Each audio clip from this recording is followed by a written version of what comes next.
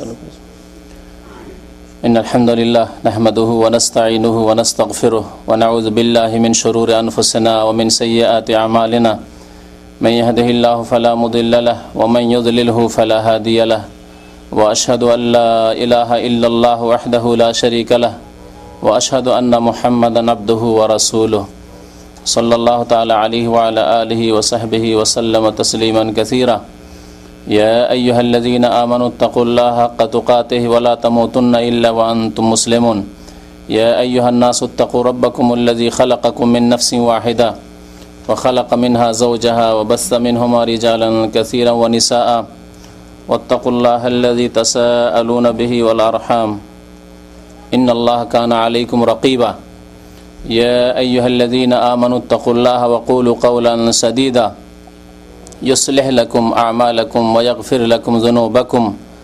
ومن يطع الله ورسوله فقد فاز فوزا عظيما أما بعد فإن خير الحديث كتاب الله وخير الهدي هدي محمد صلى الله عليه وسلم وشر الأمور محدثاتها وكل محدثة بدعة وكل بدعة ضلالة وكل ضلالة في النار أعوذ بالله من الشيطان الرجيم بسم الله الرحمن الرحيم حتى إذا فتحت يأجوج ومأجوج وهم من كل حدب ينسلون واقترب الوعد الحق فإذا هي شاخصة أبصار الذين كفروا الآية মহান আল্লাহ রাব্বুল আলামিনের সমস্ত প্রশংসা, যে আল্লাহ আমাদেরকে সৃষ্টি করেছেন, আমাদের জন্য পৃথিবীর সব কিছুইকে সৃষ্টি করেছেন এক নির্দিষ্ট সময়ের জন্য। যেমন এককালে আল্লাহ রাব্বুল আলামিনের সৃষ্টি পৃথিবীতে ছিল না, এসেছে।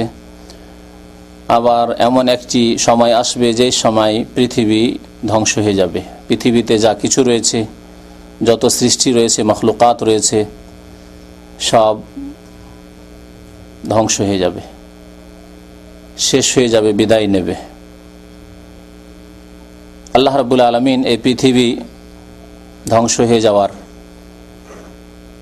বিচার দিবস কায়েম হওয়ার, কিয়ামত নিকটবর্তী হওয়ার কিছু লক্ষণ রেখেছেন, কিছু নিদর্শন রেখেছেন, যে নিদর্শনগুলি দুই ভাগে বিভক্ত, বড় নিদর্শন এবং ছোট নিদর্শন। আল্লাহ রাব্বুল আলামিন এই নিদর্শনগুলি প্রকাশ করবেন পৃথিবী ধ্বংস হওয়ার পূর্বে, যেগুলিকে কিয়ামতের আলামত, কিয়ামতের নিদর্শন, আলামাতুস সাআ, আশরাতুস সাআ বলা হয়েছে। দরুদ ও সালাম নাজিল হোক প্রিয় নবী মুহাম্মদ রাসূলুল্লাহ সাল্লাল্লাহু আলাইহি ওয়াসাল্লামের উপর, যিনি কিয়ামতের পূর্বে সর্বশেষ নবী রাসূল হয়ে পৃথিবীতে প্রেরিত হয়েছেন। আল্লাহুম্মা সাল্লি আলাইহি আল্লাহুম্মা বারিক আলাইহি। তো এই আলামত বা নিদর্শনগুলি দুই প্রকারের, বড় নিদর্শন এবং ছোট নিদর্শন। প্রিয় নবী মুহাম্মদ রাসূলুল্লাহ সাল্লাল্লাহু আলাইহি ওয়াসাল্লামের আবির্ভাব, তার রাসূল হিসাবে আগমন করা, এও একটি কিয়ামতের নিদর্শন। যেমন নবী করিম সাল্লাল্লাহু আলাইহি ওয়াসাল্লাম হাদিসে বলেছেন। গত বছরে এই কিয়ামতের বড় নিদর্শনগুলি সম্পর্কে কয়েকটি আলোচনা হয়েছে। বাকি কয়েকটি বড় নিদর্শনের ওপর আলোকপাত করা বাকি থেকে গেছে, এবং যে ওয়াদা আগে থেকে রয়েছে, অনেক ভাইরা দেশে ছুটি চলে গেছেন, অনেকেই চলে গেছেন, তারা খুব বারবার করে এই সম্পর্কে অনুরোধ করতেন যে যাতে করে কিয়ামতের লক্ষণগুলি সম্পর্কে, নিদর্শনগুলি সম্পর্কে আলোচনা হয়ে যায়। কিন্তু আমাদের এখানে নিয়ম হচ্ছে সময় উপযোগী বিভিন্ন রকমের আলোচনা। তো সময়কে লক্ষ্য করে পৃথিবীর অবস্থা, পৃথিবীর ঘটনাবলী এবং প্রত্যেক মাসে ইসলামের সাথে জড়িত যে বিষয়গুলি রয়েছে, সুন্নত হোক অথবা বিদআত হোক, করণীয় হোক অথবা বর্জনীয় হোক, সে সম্পর্কে আলোচনা করা জরুরি। যার ফলে একসাথে সবগুলি আলোচনা ধারাবাহিকভাবে করা সম্ভব হয়ে ওঠে না। নিশ্চয়ই বুঝতে পারছেন।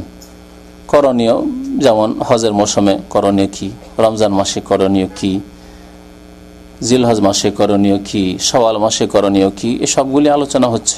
বর্জনীয় যেমন রবিউল আউয়াল মাসে ঈদে মিলাদুন্নবী, শাবান মাসে শবে বরাত, এইসব আলোচনাকে উপেক্ষা করা যায় না। এইসব বিষয়গুলি এমন বিষয় যেসব বিষয় সম্পর্কে আলোচনা জরুরি। মানুষকে সৎ কাজের জন্য উৎসাহিত করার জন্য, সুন্নতকে আঁকড়ে ধরার ক্ষেত্রে স্মরণ করিয়ে দেওয়ার জন্য, এবং বিদআত থেকে, অনইসলামিক কাজগুলি থেকে, বর্জিত কাজগুলি থেকে সতর্ক করার উদ্দেশ্যে। তো আজকেও একটি কিয়ামতের লক্ষণ বা কিয়ামতের আলামত, কিয়ামতের নিদর্শন সম্পর্কে আলোচনা করব। বড় নিদর্শন, বেশ অনেকদিন আগে ছোট নিদর্শনগুলি সম্পর্কে বিস্তারিত আলোচনা হয়েছে। প্রায় এই ক্ষেত্রে 4-5টি ক্যাসেট রয়েছে কিয়ামতের ছোট ছোট আলামত বা নিদর্শন সম্পর্কে।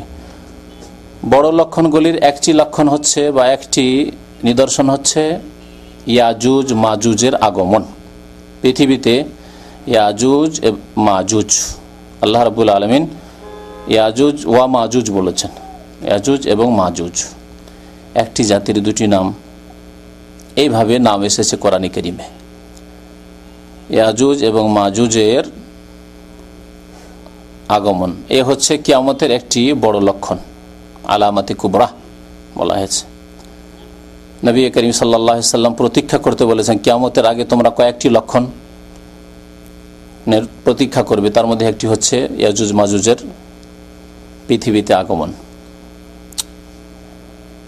ইয়াজুজ মাজুজ সম্পর্কে কোরআনে কারীমে 2টি জায়গায় সংক্ষিপ্ত উল্লেখ এসেছে। ইয়াজুজ এবং মাজুজের এই নিদর্শন বা তাদের আগমন চিরসত্য, তাদের কথা কোরআনে কারীমে আলোচনা হয়েছে। যেমন 2টি জায়গায় বললাম, আয়াতগুলো ইনশাআল্লাহ আপনাদেরকে শোনাবো সংক্ষেপে হলেও। তাদের আলোচনা রয়েছে নবী করিম সাল্লাল্লাহু আলাইহি সাল্লামের বহু হাদিসে, সহিহ বুখারী মুসলিমের হাদিসে রয়েছে, অন্যান্য হাদিসে রয়েছে। বিশেষ করে সহিহ মুসলিম শরীফ যদি খোলা যায় কিয়ামতের নিদর্শন সম্পর্কে, তাহলে বিস্তারিত ইয়াজুজ মাজুজ সম্পর্কে জানা যাবে। সবচাইতে বেশি হাদিস রয়েছে মনে হচ্ছে সহিহ মুসলিম শরীফে। এই ইয়াজুজ মাজুজ কারা এবং তাদের সম্পর্কে নবী করিম সাল্লাল্লাহু আলাইহি ওয়াসাল্লাম কি বলেছেন, মহান আল্লাহ রাব্বুল আলামিন কোরআনে কতটুকু উল্লেখ করেছেন, ইয়াজুজ মাজুজ শব্দগুলি কোথা থেকে উদ্ভূত, কোত্থেকে শব্দগুলি এসেছে, বিভিন্ন দিক নিয়ে আজকে আলোচনা করব ইনশাআল্লাহ খুব সংক্ষেপে। ইয়াজুজ মাজুজ সম্পর্কে, শব্দ সম্পর্কে শাব্দিক অর্থের ক্ষেত্রে 2টি মত রয়েছে। একটি মত হচ্ছে যে ইয়াজুজ মাজুজ শব্দগুলি আরবি শব্দ নয়, আজমি শব্দ। আজমি মানে আরবি ভাষা ছাড়া সারা পৃথিবীতে যত ভাষা আছে সমস্ত ভাষাকে আজমি ভাষা বলা হয়। কোরআনে কারীমে আল্লাহ রাব্বুল আলামিন ভাষাকে 2 ভাগে ভাগ করেছেন, আরাবিয়ুন ওয়া আজামি, আরবি ভাষা না আজামি ভাষা। কোরআনে কারীমকে আল্লাহ রাব্বুল বিলিসানিন আরাবিয়্যিম মুবিন, সুস্পষ্ট আরবি ভাষায় আল্লাহ রাব্বুল আলামিন কোরআন নাযিল করেছেন। ইন্না আনজালনাহু কুরআনান আরাবিয়্যা লাআল্লাকুম তাকিলুন। আল্লাহ আরব জাতিকে, মক্কার মুশরিকদেরকে, কুরাইশদেরকে সম্বোধন করে, বিশেষ করে প্রথম সম্বোধন মহান আল্লাহ যেহেতু তাদের মাঝে আল্লাহ রাসূল পাঠিয়েছেন, বাসাফিল উম্মাইনা রাসূলা, তাদেরকে সম্বোধন করে আল্লাহ বলছেন যে ইন্না আনজালনাহু কুরআনান আরাবিয়্যা, আমি নাযিল করেছি কোরআনকে আরবি ভাষায়, লাআল্লাকুম তাকিলুন, যাতে করে তোমরা সহজে উপলব্ধি করতে পারো, বুঝতে পারো। কারণ প্রথম দায়িত্ব তোমাদের উপর ন্যস্ত করা হয়েছে যে এই দাওয়াত গ্রহণ করো, এই দাওয়াতের সাথ দাও, এই ইসলামী দাওয়াতের সাহায্য সহযোগিতা করো, প্রিয় নবী মুহাম্মদ সাল্লাল্লাহু আলাইহি সাল্লাম যিনি আমার পক্ষ থেকে প্রেরিত হয়েছেন তার পাশে দাঁড়াও, এবং এই দিনকে সারা বিশ্বের মানুষের কাছে, যত ভাষাভাষী রয়েছে তাদের কাছে পৌঁছিয়ে দাও। লাআল্লাকুম তাকিলুন, তাহলে প্রথম যাদের ওপর এই দায়িত্ব ন্যস্ত করা হয়েছে, যাদেরকে সম্বোধন করা হয়েছে কোরআনে কারীম দিয়ে, তারাই যদি না বুঝতে পারতো তাহলে তারা কি করে গ্রহণ করতো? বুঝে সুঝেও হিংসা বশত, শত্রুতার কারণে, বিভিন্ন কারণে তাদের অনেকেই হতভাগা হয়েছে, গ্রহণ করেনি এই সত্যের দাওয়াত, সত্যের ডাক। তো আল্লাহ রাব্বুল তাই বলছেন লাআল্লাকুম তাকিলুন, আরবি ভাষা আল্লাহ নাযিল করেছেন। তো আরবি ছাড়া পৃথিবীর অন্যান্য ভাষাগুলিকে আজমি ভাষা বলা, অর্থাৎ অনারবি, আরবি নয়। তো কারো কারো মতে ইয়াজুজ মাজুজ শব্দটি হচ্ছে আজমি ভাষা, মানে আরবি নয়। যদি আরবি না হয় তাহলে এর অর্থের পিছনে আরবরা আর ছুটেননি যে এর অর্থ তাহলে কি। অর্থ হতে পারে তাদের ভাষায়, যাদের এই ভাষা। যেমন যদি একটি ভাষা উদাহরণ দিয়ে বলি বাংলা ভাষা না হয়, আরবি হলে আমরা জানার চেষ্টা করব, বা আমাদের মাঝে যারা আরবি শিক্ষিত, ইসলাম সম্পর্কে জ্ঞান রাখেন, তারা আরবি সম্পর্কে জ্ঞান রাখেন মোটামুটি আমাদের সমাজে, আমাদের দেশে, তাহলে ওই ভাষার ওই আরবি শব্দটির অর্থ জানার জন্য আমরা চেষ্টা করব। কিন্তু ভাষাটি যদি হয় তুরস্কের বা ভাষাটি যদি হয় গ্রিকের, তাহলে হয়তো ওর পিছনে ভ্রুক্ষেপই করবো না। একটি ভাষা কি অর্থ ও সব জানার অত প্রয়োজন মনে করব না। তো ঠিক তেমনি আরবরা বা ওলামায়ে কেরামরা যখন দেখেছেন কোনো একটি শব্দ আরবি নয়, তখন ওর অর্থের পিছনে পড়েননি। জানার যেহেতু ব্যবস্থাপনা ছিল না, আন্তর্জাতিক এইরকম ব্যবস্থাপনা ছিল, যোগাযোগও ছিল না একটি কারণ। দ্বিতীয় হচ্ছে যে ওই রকম ডিকশনারিও ছিল না যে যাতে বিভিন্ন ভাষার সমাবেশ ঘটেছে আর সেখান থেকে জানা যাবে যে এর অর্থ হচ্ছে এই, আর এই ভাষাটি হচ্ছে অমুক ভাষা। জানার ব্যবস্থা ছিল না, সেই জন্য তারা এতটুকু বলে ক্ষান্ত হয়েছেন যে এই ভাষা ইয়াজুজ মাজুজ শব্দটি হচ্ছে আজমি ভাষা, মানে আরবি ভাষা নয়। এই একটি মত। আর কারো কারো মতে ইয়াজুজ মাজুজ শব্দটি হচ্ছে আরবি, আর এই শব্দ দুটি এর উৎপত্তি ঘটেছে আজ শব্দ থেকে, আলিফ জিম বা হামজা, শুদ্ধ করে বলতে হলে হামজা আর জিম।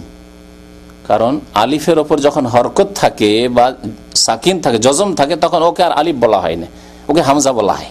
এটি একটি গ্রামারের, কিরাতের বা আরবি ভাষা উচ্চারণের। আমার দেশে যে আছে আলিফ জার আ বাজার বা ভুল আসলে উচ্চারণটি, মক্তবে আমরা পড়েছি কি আলিফ জাবার আ, যেমনই জাবার দিয়ে দিলেন তখন হামজা হয়ে গেল, যেমনই জজম দিলেন, জবর জের পেশ দিলেন অথবা জজম দিলেন, তখন ওটা আলিফ থাকলো না। তাহলে আলিফ কোনটি? যেটিতে কোনো টান নেই, জজমও নেই আর জবর জের পেশও নেই। যেটা অনেকেই বুঝে না, আর আমাদের দেশে ঝগড়া করে। এক হুজুর বলছে আলিফ জাবারা, আরেকজন বলছে হামজা জাবারা। আবার কি বলছে আলিফ খাড়া করে রেখা থাকলে আলিফ, তাহলে জাবার থাক আর জেরি থাক, ও আলিফ হিসে থাকলো। আর হামজা হামজার মতো লাস্টে যেটা আছে হামজা ইয়া ইয়া, আসলে ভুল। হামজা আলিফ ফের পার্থক্য হচ্ছে, যেমন মা আল্লাহ, লা লা বলছেন না, লা মানে কি না, তো এই লামের পরে যে আলিফ আছে লাম আলিফ আল্লাহ, এটা হচ্ছে আলিফ লাম, কারণ এতে জজমও নেই আর জের জবর পেশও নেই। কিন্তু যেখানে প্রথমে থাকবে তাকে একটা জবর জের পেশ দিতে হবে, অথবা টান দিয়ে জজম দিয়ে পড়বে, সেটা হামজা আলিফ নয়। তো যাই হোক, আজ শব্দ থেকে অর্থাৎ হামজা জিম এই শব্দ থেকে উৎপত্তি ইয়াজুজ আর মাজুজ। আজ থেকে ইয়াজুজ আর মাজুজ। আজ মানে আরবিতে কি হয়, তখন আরবরা বা আরব ওলামায়ে কেরামরা বা তাফসীর কারগণ কোরআনে কারিমে যেহেতু ইয়াজুজ মাজুজ শব্দ এসেছে, তখন ওর ব্যাখ্যা করা শুরু করেছেন যে এর ব্যাখ্যা তাহলে কি হতে পারে। তারা আরবি ভাষার প্রাচীন ভাষায় দেখেছেন আজ মানে হচ্ছে দ্রুতগামী, যে দ্রুত চলে তাকে আজ শব্দ দিয়ে ব্যক্ত করা হয়। তাহলে ইয়াজুজ মাজুজ কেন বলা হয়? তারা বলছে যখন পৃথিবীতে ইয়াজুজ মাজুজ বেরিয়ে পড়বে তখন এত দ্রুতগামী হবে, এত দ্রুত পৃথিবীতে বিচরণ করবে, ছুটবে, যে অল্প কিছুদিনের মধ্যে সারা পৃথিবীর পানি আর সারা পৃথিবীর খাদ্য যা কিছু আছে সব খেয়ে ফেলবে, সারা পৃথিবী বিচরণ করে ফেলবে দ্রুত বেগে। এজন্য ইয়াজুজ মাজুজকে ইয়াজুজ মাজুজ বলা হয়। তাহলে ইয়াজুজ মাজুজের নামকরণও জানতে পারলাম যে ইয়াজুজ মাজুজ কেন বলা হয়। এই জন্য বলা হয় যে খুব দ্রুত ছুটবে পৃথিবীতে এবং সারা পৃথিবী খুব অল্প সময়ের মধ্যেই তারা বিচরণ করবে এবং ফিতনা ফাসাদ সৃষ্টি করবে খুব দ্রুত। আর কেউ কেউ বলেছেন যে ইয়াজুজ মাজুজ শব্দ হামজা জিম থেকে নয়, বরং মিম ওয়াও জিম থেকে, মৌজ শব্দ থেকে। মাজুজ বা মাজুজ শব্দটি, বিশেষ করে মাজুজ শব্দটি মৌজ থেকে, কারণ ইয়াজুজে তো মিম নেই কিন্তু মাজুজে মিম আছে, মৌজ শব্দ থেকে। তাহলে ইয়াজুজ মানে হলো তাহলে দ্রুত চলা, আর মাজুজ মানে কি? তাহলে মৌজ থেকে যদি হয়, মৌজ বলা হয় তরঙ্গকে, ঢেউ। তাহলে ইয়াজুজ মাজুজ কেন বলা হয়?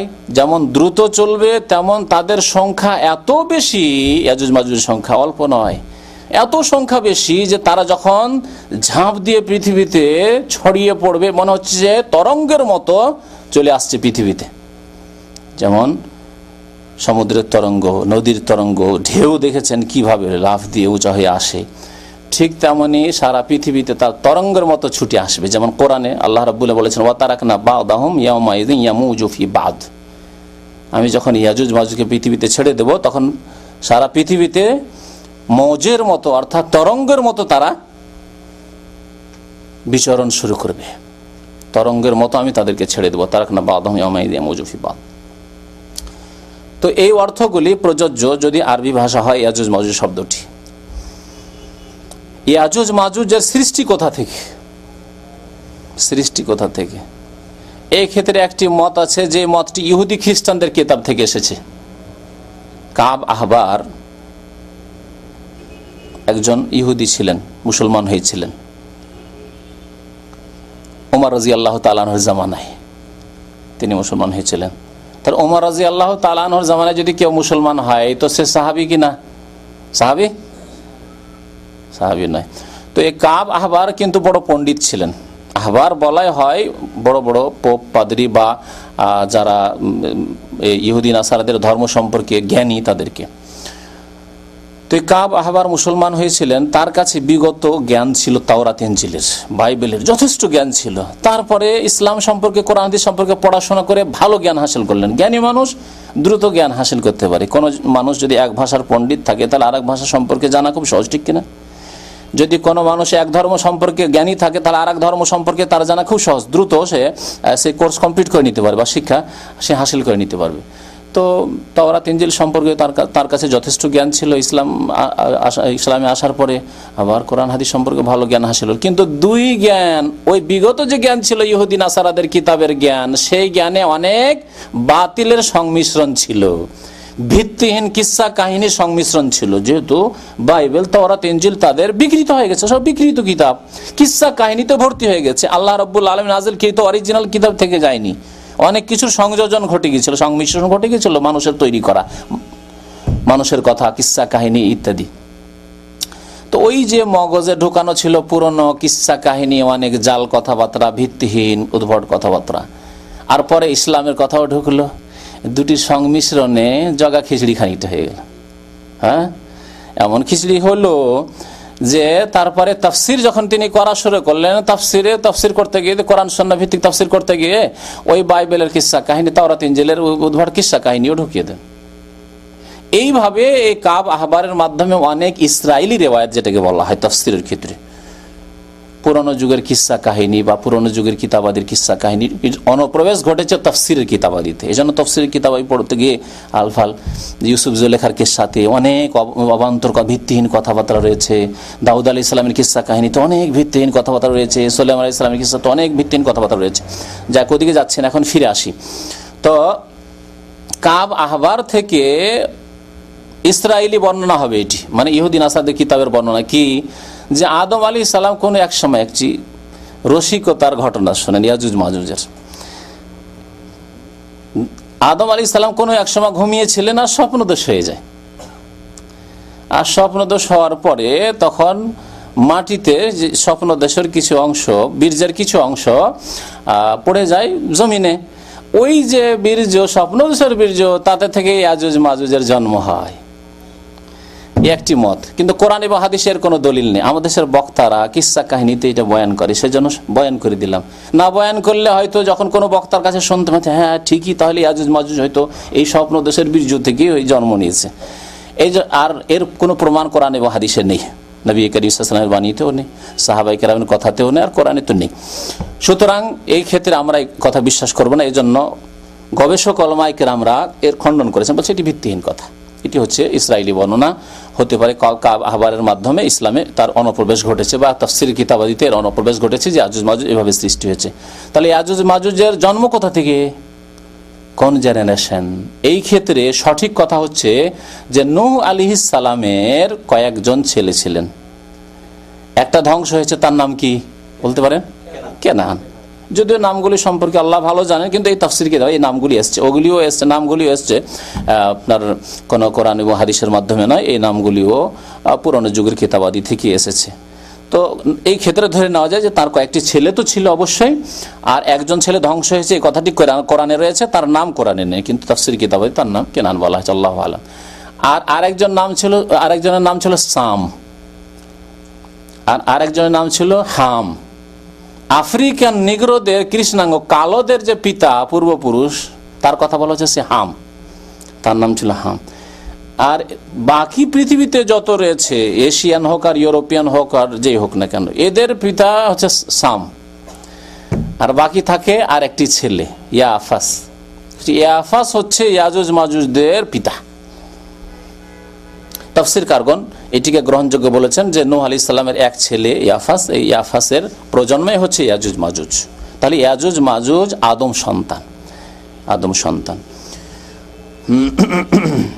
ফাথুল বারি, ইমাম বুখারী রহমতুল্লাহ আলাইহির কিতাব সহিহ বুখারী শরীফের যে ভাষ্য রয়েছে হাফেজ ইবনে হাজার রহমতুল্লাহ আলাইহির, তাতে এদিকেই প্রাধান্য দেওয়া হয়েছে। ইয়াজুজ মাজুজ সম্পর্কে কোরআনে কারিমে বিবরণ আল্লাহ রাব্বুল আলামিন ইরশাদ করেছেন, হাত্তা ইযা ফুতিহাত ইয়াজুজ ওয়া মাজুজ, যখন ইয়াজুজ মাজুজের দ্বারকে উন্মুক্ত করে দেওয়া হবে, খুলে দেওয়া হবে, তাহলে দরজা বন্ধ আছে। কি বোঝা গেল? যে ইয়াজুজ মাজুজের যে দরজা পৃথিবী আসার জন্য সেটা বন্ধ আছে। আল্লাহ রাব্বুল আলামিন এমন ব্যবস্থা রেখেছেন, আসতে পারছে না পৃথিবীতে, কিন্তু যখন সময় এসে যাবে তখন খুলে দেওয়া হবে। আল্লাহ বলছেন ফুতিহাত, খুলে দেওয়া হবে। তা আল্লাহ এমন কিছু করে দেবেন, ব্যবস্থা, উপায়, উপকরণ তৈরি করে দেবেন যাতে তাদের রাস্তা খুলে যাবে। ওয়াহুম মিন কুল্লি হাদাবি ইয়ানসুলুন, তখন প্রত্যেক উঁচু উঁচু স্থান থেকে তারা দ্রুত বেগে ছুটে আসবে, পৃথিবীতে দ্রুত বেগে ছুটে আসবে, উঁচু উঁচু এলাকা থেকে, উঁচু উঁচু স্থান থেকে ছুটে আসবে। ওয়াক্তারাবাল ওয়াদুল হক, তারপরে আল্লাহ রাব্বুল আলামিন বলছেন যে আল্লাহর এই প্রতিশ্রুতি সত্য এবং নিকটবর্তী হয়েছে। এই সত্য প্রতিশ্রুতি আল্লাহর কি হয়েছে? নিকটবর্তী হয়েছে, অর্থাৎ ইয়াজুজ মাজুজের আগমনের সময় খুব কাছাকাছি। এই কথাটি কখন আল্লাহ বলেছেন, নাজেল করেছেন কখন?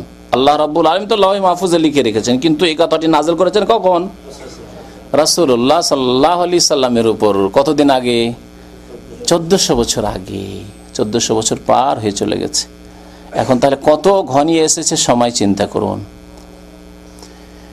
আল্লাহ তখন বলছেন ওয়াক্তারাবাল ওয়াদুল হক ফাইযা হিয়া শাক, পৃথিবীর বয়সের তুলনায় সময় নিকটে। তাহলে বুঝে পৃথিবীর বয়স অনেক বেশি,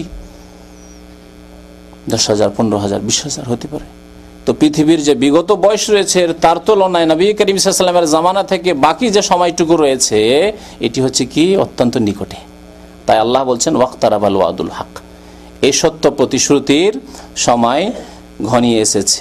ফাইযা হিয়া শাখিসাতুন আবসারুল্লাযিনা কাফারু, যখন ইয়াজুজ মাজুজের সময় চলে আসবে তখন যারা কাফের তাদের দৃষ্টি কি হয়ে যাবে? থেমে যাবে, অর্থাৎ হতভম্ব, আর উপায় নেই, সময় শেষ, একেবারে শেষ সময়ের দিকে এই অবস্থা হবে। ফাইযা হিয়া শাখিসাতুন আবসারুল্লাযিনা কাফারু, তওবার দরজা বন্ধ হওয়ার সময় খুব ঘনিয়ে চলে এসেছে। ইয়া ওয়াইলানা কাদ কুন্না ফি গাফলাতিন মিন হাযা, যদি এখানে বলা হয়নি যে কোন সময়, কিন্তু এই সময় সম্পর্কে নবী করিম সাল্লাল্লাহু আলাইহি ওয়াসাল্লাম বলেছেন। আর এই যে আলামতগুলি, বড় বড় লক্ষণগুলি, কিয়ামতের বা নিদর্শনগুলি যখন আসা আরম্ভ হবে তখন একের পর এক, যেমন একটি হাদিস এর আগে শুনেছিলেন, একের পর এক আসতে থাকবে। কেমন? যেমন আপনি এই দিয়ে কাঠি দিয়ে যদি একটা মালা তৈরি করেন, কাঠি দিয়ে মালা তৈরি করেন আর সুতোটা আপনার ছিঁড়ে যায় মালার, তাহলে ছিঁড়ে গেলে তারপরে যে দানাগুলি, কাঠিগুলি পড়তে থাকবে, থামবে কি না? একটার পর একটা আপনার খসে পড়তেই থাকবে আপনার সুতো থেকে। ঠিকই তেমনই নবী করিম সাল্লাল্লাহু আলাইহি ওয়াসাল্লাম বলেছেন কিয়ামতের নিদর্শনগুলি ওই রকম একের পর এক আসতে থাকবে। তাহলে তারপরে পরেই আর অন্যটা আসবে, তারপরে পরেই যখন পশ্চিম দিক থেকে সূর্য উদয় হয়ে যাবে তখন তওবার দরজা বন্ধ হয়ে যাবে। আল্লাহ রাব্বুল আলামিন হয়তো ওই সময়ের দিকে ইঙ্গিত করেছেন এখানে, ফাইযা হিয়া শাখিসাতুন আবসারুল্লাযিনা কাফারু, কাফেরদের দৃষ্টি সেই সময় থেমে যাবে, হতভম্ব, হাই কি হলো, হাই কি হলো অবস্থা হয়ে যাবে, হাই হাই অবস্থা হয়ে যাবে। হঠাৎ করে সামান্য মাত্রায় যদি ভূমিকম্প শুরু হয় তো হাই হাই কি হলো, হাই হাই শুরু হয়ে যাবে। আর এমন ছোটাছুটি শুরু হয়ে যাবে যেটা এই রকমের দৃশ্য কেউ যদি দেখে থাকেন ভূমিকম্প, তাহলে হয়তো বুঝতে পারবেন। যে সময় কোনো একটি পানি জাহাজ ধ্বংস হয়ে ডুবে যাচ্ছে বা উড়ো জাহাজ ধ্বংস হয়ে যাচ্ছে আর ধ্বংসের মুখে পতিত, সেই সময় মানুষের অবস্থা হাই হাই হাই হাই কি হলো, কি অবস্থা হতে পারে কল্পনা করেন। তো কাফেরদের অবস্থা সেই সময়ই হবে। ফাইযা হিয়া শাখিসাতুন আবসারুল্লাযিনা কাফারু ইয়া ওয়াইলানা কাদ কুন্না ফি গাফলাতিন মিন হাযা, তখন বলে হায় আমাদের ধ্বংস হোক, পতন হোক, আমরা অত্যন্ত গাফিলতিতে ছিলাম এর পূর্বে। বাল কুন্না যালিমিন, বরং আমরা শুধু গাফিল নই, আমরা অত্যন্ত বড় অত্যাচারী ছিলাম, জালেম ছিলাম, নিজের উপরে জুলুম করেছি, সমাজের উপরে জুলুম করেছি, মানুষের উপরে জুলুম করেছি, পাপ লিপ্ত হয়ে জুলুম করেছি। সূরা আম্বিয়া আয়াত নম্বর 96-97। তাহলে সূরা আম্বিয়া আল্লাহ রাব্বুল আলামিন ইয়াজুজ মাজুজের কথা উল্লেখ করেছেন। ইয়াজুজ মাজুজের কথা কোরআনে কারিমে আরো কয়েকটি আয়াতে আল্লাহ রাব্বুল আলামিন উল্লেখ করেছেন, যেখানে ইয়াজুজ মাজুজের কেসার সাথে সাথে আর বিস্তারিত ঘটনা বর্ণনা করা হয়েছে। আপনার সিকান্দার যে বাদশাহ আলেকজান্ডার, তো এর কথা উল্লেখ করা হয়েছে সূরায়ে কাহফে বিস্তারিত। এই বাদশাহ এত শক্তিশালী ছিলেন এবং প্রভাবশালী ছিলেন যে তিনি সারা বিশ্বের সেই যুগে যতগুলি এলাকায় মানুষ বসবাস করে অধিকাংশ এলাকায় বিস্তার লাভ করেছিলেন তিনি। কোরআনে কারিমের ঘটনা উল্লেখ করার অর্থ এই না যে সারা বিশ্ব ভ্রমণ করেছেন, যেমন অনেকে বলে থাকে যে সারা বিশ্ব ভ্রমণ করেছিলেন। না, সারা বিশ্ব ভ্রমণ নয়, বরং যেসব এলাকায় জনমানুষ বসবাস করত সেসব এলাকায় তিনি সফর করেছেন এবং এমন এমন দেশে এমন এমন জায়গায় পৌঁছেছেন যাদের ভাষা তিনি মোটেই বুঝছেন না। এই ঘটনা আল্লাহ রাব্বুল আলামিন কোরআনে কারিমে বর্ণনা করেছেন। যুলকারনাইন, দুই সিং বিশিষ্ট রাজা বাদশার কথা। কাফেররা জিজ্ঞাসা করেছিল, ইহুদিরা শিখিয়ে দিয়েছিল, ইহুদিদের কাছে বিগত জ্ঞান ছিল যে যুলকারনাইন কোন এক বাদশাহ রাজা এর আগে চলে গেছে। যদি মুহাম্মদ সাল্লাল্লাহু আলাইহি ওয়াসাল্লাম সত্যি সত্যি রসুল হন তাহলে বলতে পারবেন। মক্কার কাফেরদেরকে কয়েকটি প্রশ্ন শিখিয়ে দিয়েছে, 3টি প্রশ্নের কথা বলা হয়েছে হাদিসে। 3টি প্রশ্ন, একটি ওই গুহাওয়ালাদের সম্পর্কে কাহাফওয়ালা সূরাতুল কাহাফ ওদের জন্য নাজিল করা হয়েছে। একটি আত্মা সম্পর্কে ইয়াসআলুনাকা আনির রূহ, আল্লাহ আত্মা সম্পর্কে জিজ্ঞাসা করছে তোমাকে। আর একটি প্রশ্ন করা হয়েছিল ইয়াসআলুনাকা আন যিল কারনাইন।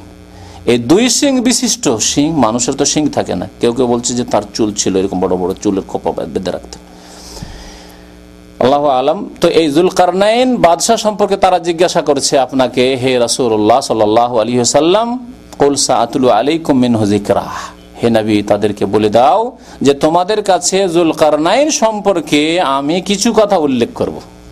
নবী করিম সাল্লাল্লাহু আলাইহি ওয়াসাল্লাম ওহী আসার পরেই বলতে পেরেছিলেন, কারণ তিনি ওহী ছাড়া কোনো কথা বলতেন না, আর তার কাছে ওহী ছাড়া কোনো জ্ঞানের মাধ্যম জ্ঞান হাসিল করার মাধ্যমও ছিল না।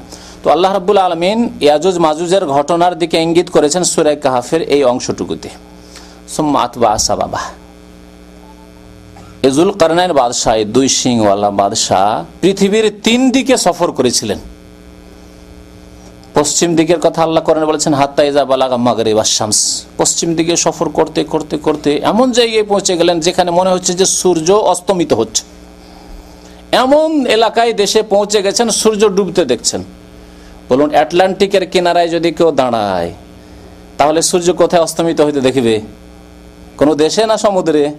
সমুদ্রে। আটলান্টিকের কাছাকাছি পৌঁছেছেন। তো পশ্চিম দিকের কথা যেহেতু আল্লাহ বলেছেন, পশ্চিম দিকে আটলান্টিক।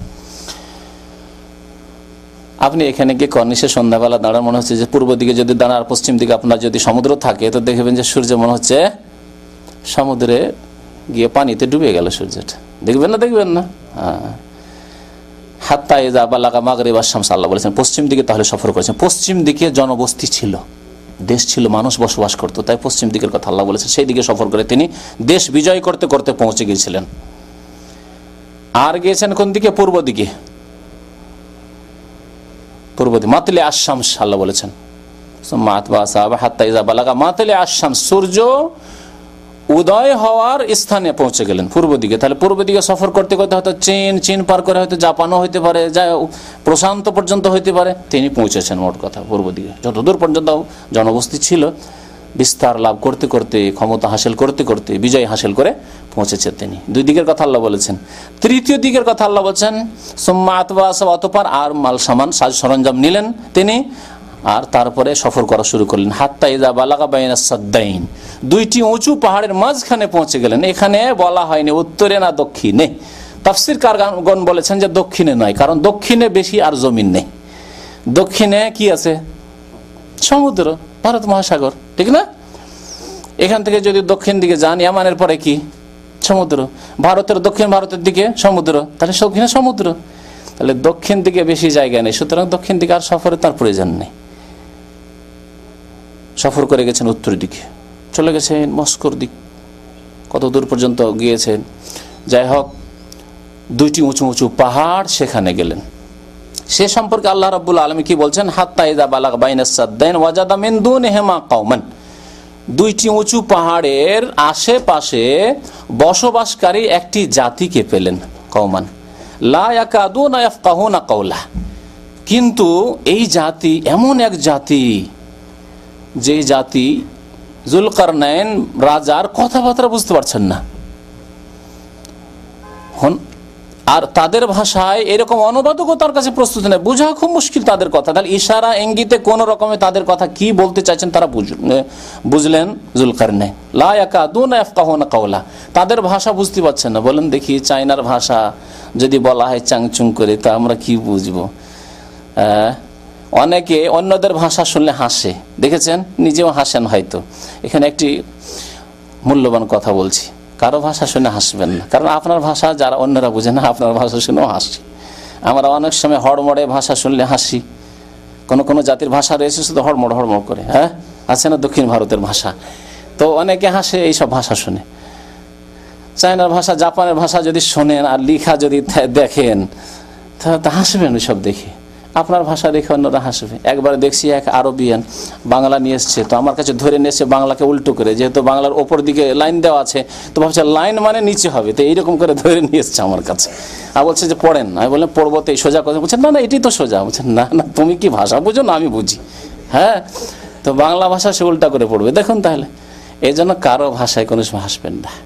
আর এখান থেকে জাতীয়তা জন্ম নিয়েছে।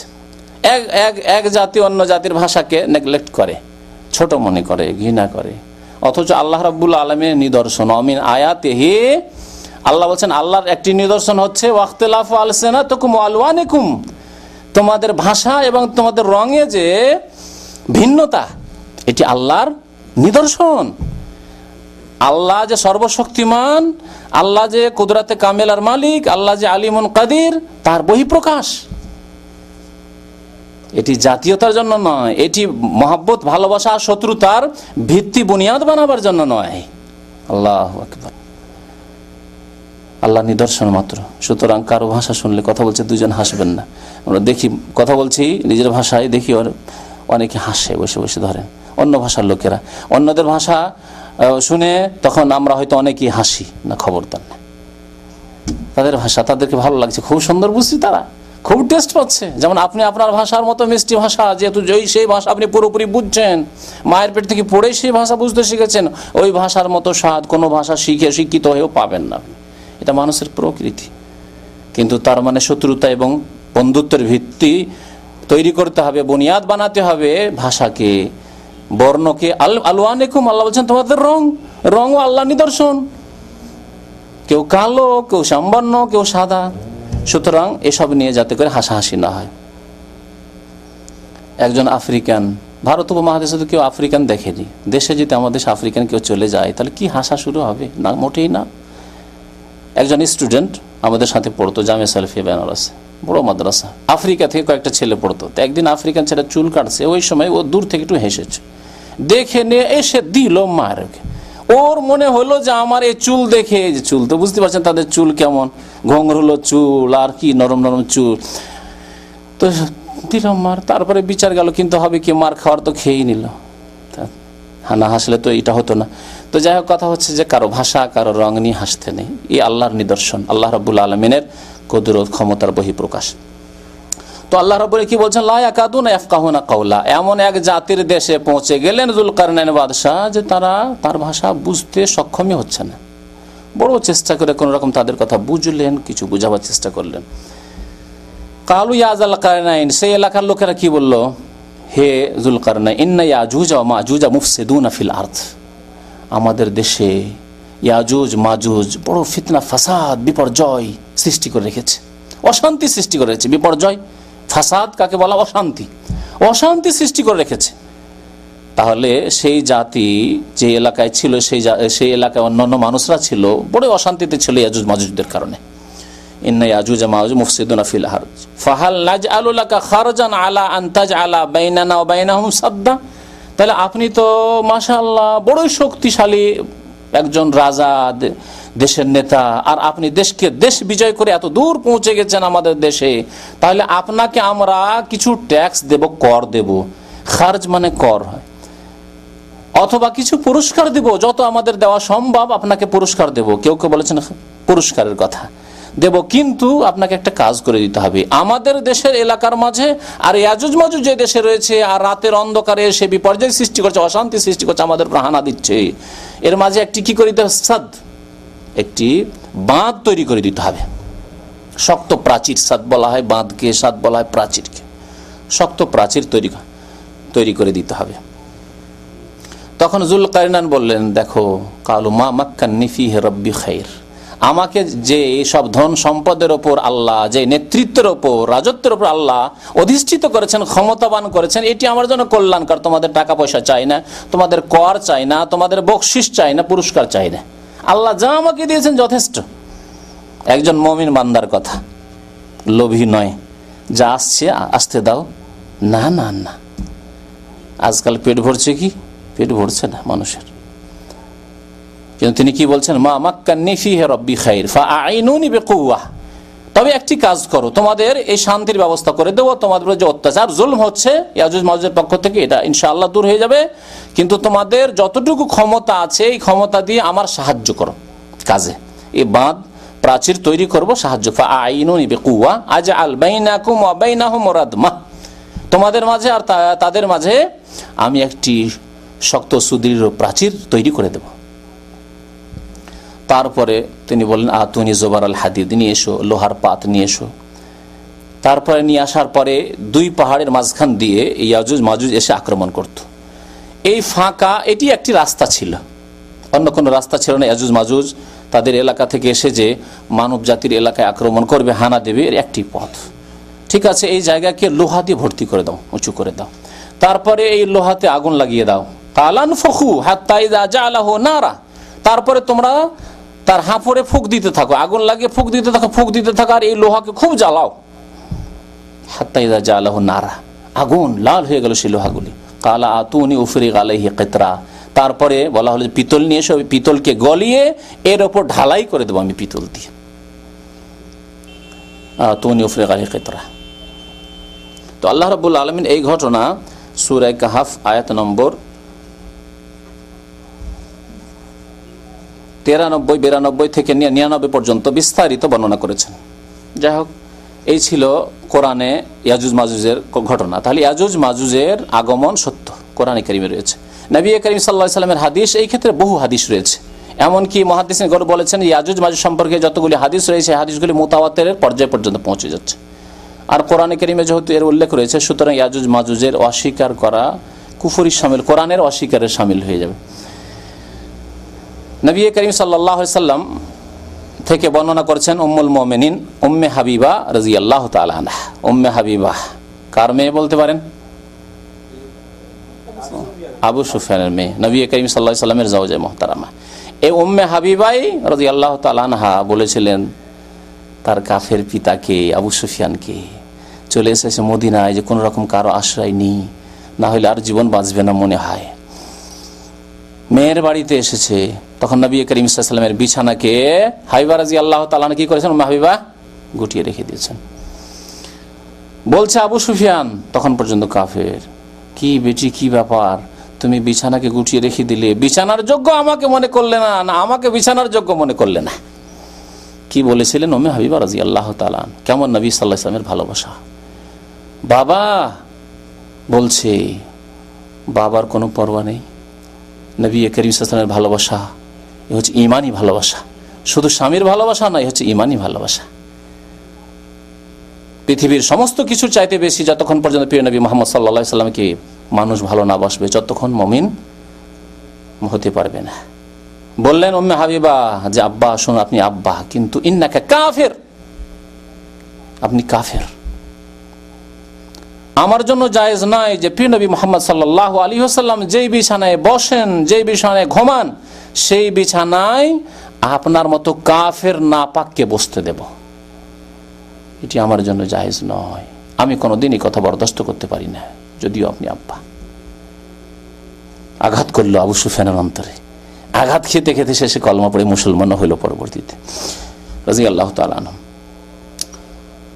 তো উম্মে হাবিবা রাদিয়াল্লাহু তাআলা আনহা বলছেন যে যায়নাব বিনতে জাহাশ তাকে বলেছেন, যায়নাব বিনতে জাহাশ থেকে বর্ণনা করেছেন আরেক স্ত্রী, আন্না রাসূলুল্লাহ দাখালা আলাইহা ইয়াওমান ফাজিয়া, নবী করিম সাল্লাল্লাহু আলাইহি ওয়াসাল্লাম একদিন বিব্রত অবস্থায়, পেরেশান অবস্থায় এই যায়নাব বিনতে জাহাশের কাছে গিয়েছেন আর বললেন, লা ইলাহা ইল্লাল্লাহ, আল্লাহ ছাড়া কেউ বড় হক মাবুদ নেই, ওয়াইলুন লিল আরব, আরবদের পতন হোক, মিন শাররিন কাদ ইখতারাব, মিন শাররিন কাদ ইখতারাব, অনিষ্ট তাদের জন্য বিপদ বালা মুসিবত ঘনিয়ে চলে এসেছে, ঘনিয়ে এসেছে।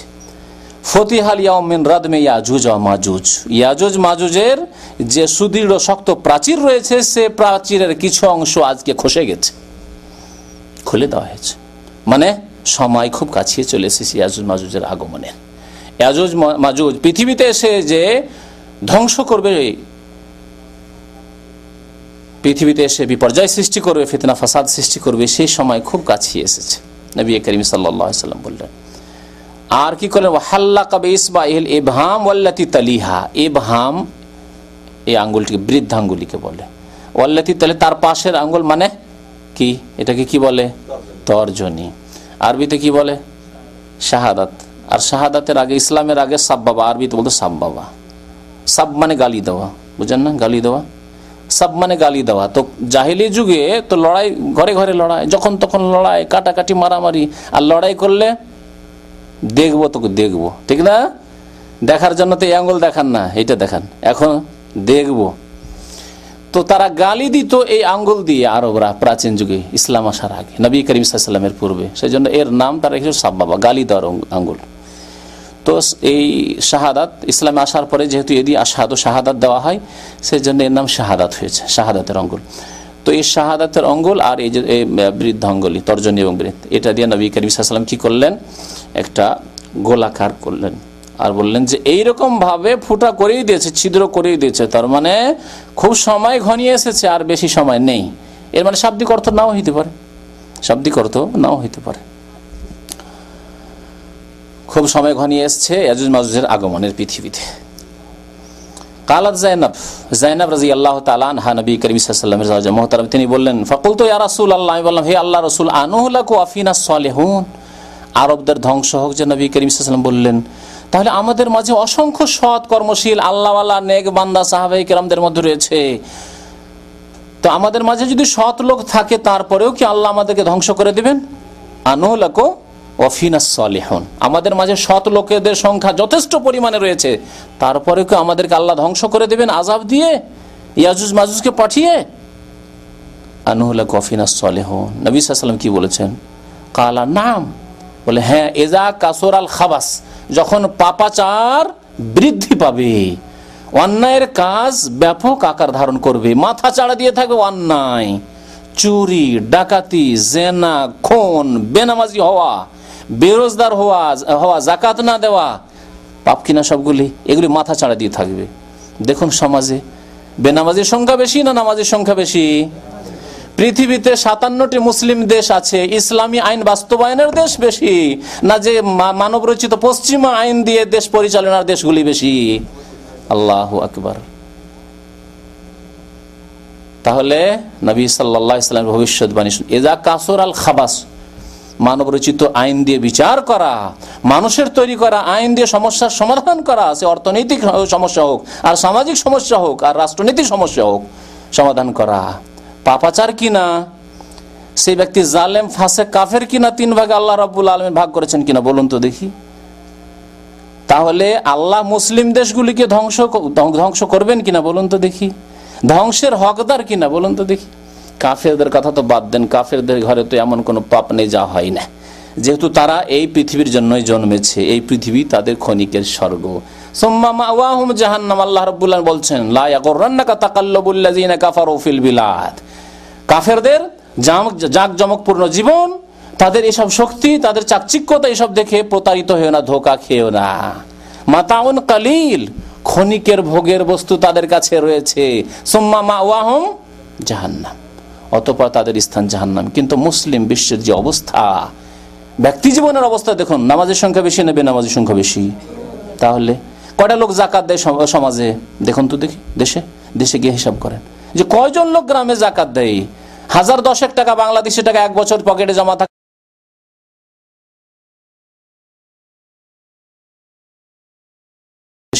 দেশে গিয়ে হিসাব করেন যে কয়জন লোক গ্রামে জাকাত দেয়। 1010 টাকা বাংলাদেশি টাকা এক বছর পকেটে জমা থাকলে, ব্যাংকে থাকলে জাকাত লাগে, কয়জন লোক জাকাত দেয়? ফকির বেড়েই চলেছে, ফকির বেড়েই চলেছে, সমস্যা অর্থনৈতিক সমস্যার সমাধান হচ্ছে না। কেন? মুসলিমদের নাম, নবী সাল্লাল্লাহু আলাইহি ওয়াসাল্লাম বলেছেন নাম ইজা কাসুর আল খাবাস, যখন পাপাচার অন্যায় কাজ পৃথিবীতে বেড়ে যাবে তখন আল্লাহ পৃথিবীতে সৎ লোক থাকা সত্ত্বেও কি করবেন? ধ্বংস করে দেবেন। আচ্ছা, পাপাচার অন্যায়ের কাজ মাথা চাড়া দিয়ে থাকবে কখন? সৎ লোক থাকলে কি থাকবে? সৎ লোক থাকলেও পাপ মাথা চাড়া দিয়ে থাকবে।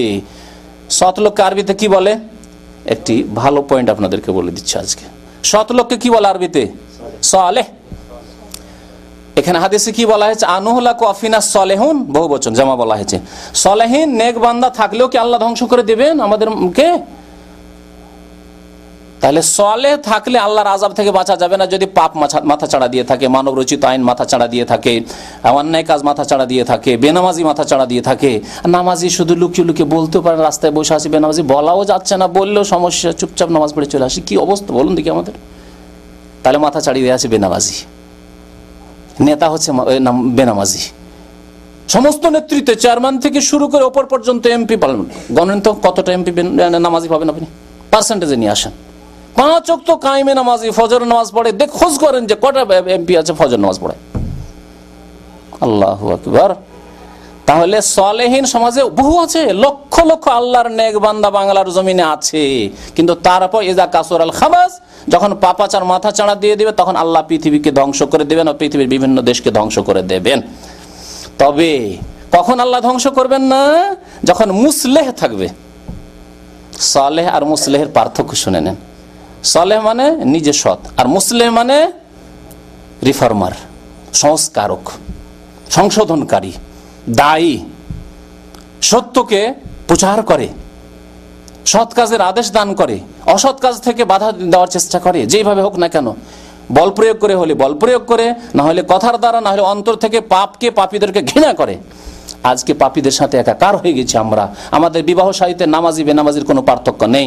জামাই চয়েস করতে গিয়ে বোনের জন্য, মেয়ের জন্য বেনামাজি নামাজের কোনো পার্থক্য নেই।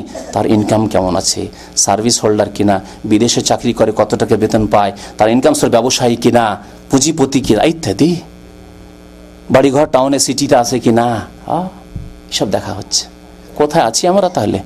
সালেহ সমাজে আছে কিন্তু মুসলেহ নেই, যার ফলে আল্লাহর আযাব আসছে।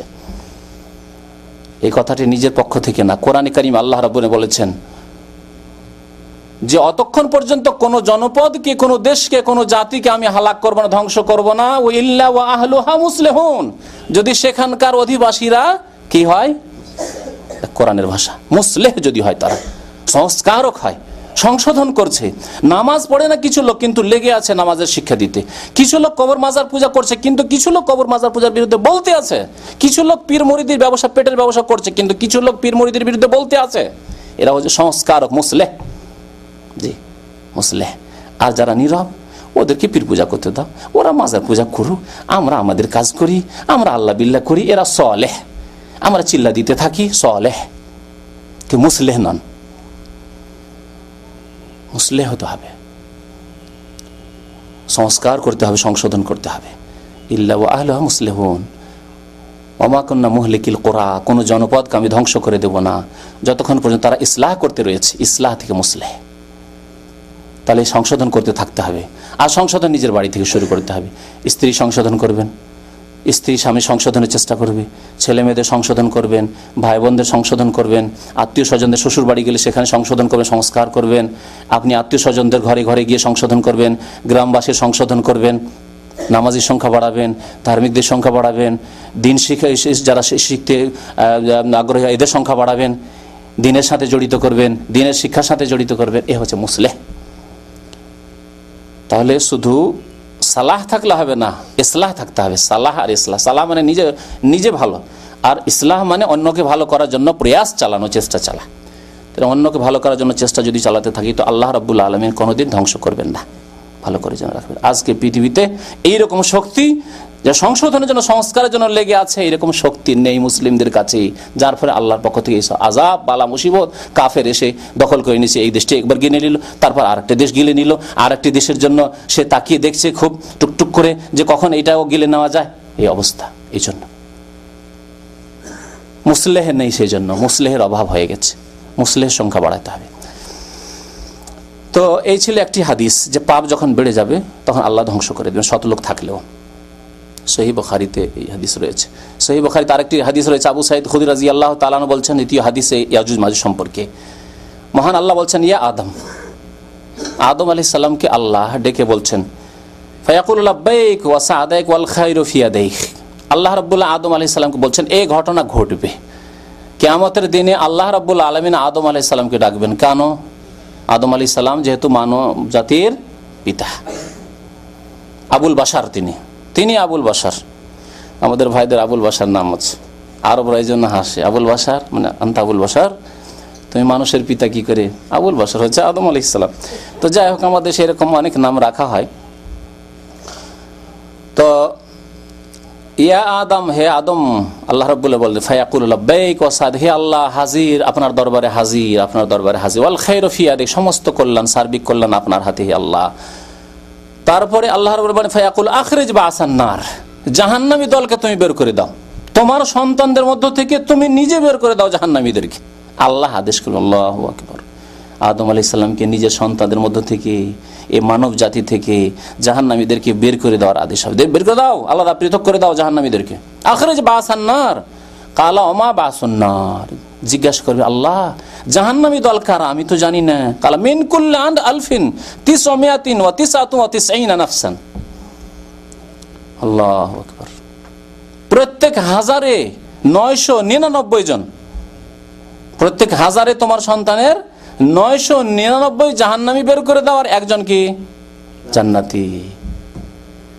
এই জন্য এই উম্মতের 73টি দল হবে, বিভক্ত হয়ে যাবে 73টি দলে, কিন্তু একটি ছোট্ট দল, যেই দলটি হকের ওপর থাকবে এবং হকের মাপকাঠি তারা সব সময় সংখ্যালঘু থাকবে, সংখ্যাই কম থাকবে। সংখ্যার আধিক্যতা সত্যের মাপকাঠি নয়, বরং বাতিলের আশঙ্কা বেশি রয়েছে। যেখানে সংখ্যা বেশি দেখবেন সেখানে বাতিলের আশঙ্কা বেশি।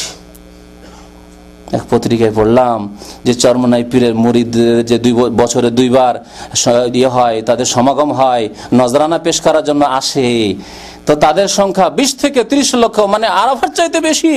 এ কথা বলতে চাইছে পত্রিকায়। এগুলি বাতিল হওয়ার প্রমাণ, সংখ্যা গরিষ্ঠতা হচ্ছে বাতিল হওয়ার প্রমাণ, মনে রাখবেন। ওয়াকান আকসারুহুম ফাসিকুন, আল্লাহ বলেছেন অধিকাংশ লোক পাপিষ্ঠ হবে।